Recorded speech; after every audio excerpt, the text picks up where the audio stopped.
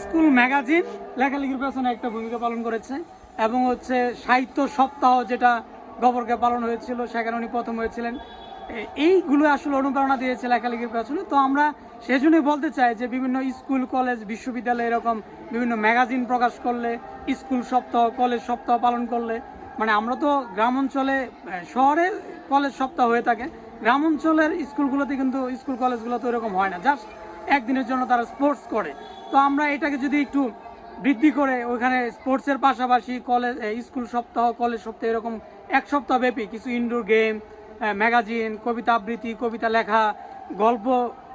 লেখা, গল্প আবৃত্তি এরকম বিভিন্ন ইভেন্টে রাখি, সেগুলো একসময় দেখা যাবে যে এই ছোটো ছোটো বিষয়গুলো থেকেই অনুপ্রেরণা পাবে এবং একসময় তাকে কবি পরিচিতি দেবে, লেখক পরিচিতি হিসেবে সমাজে তাকে সমাদৃত করবে এবং এভাবে সে লেখক হয়ে উঠবে। আঙ্কেল যেটা বললেন, এভাবে উনি অনুপ্রেরণা পেয়েছেন ওনার মামার ভূমি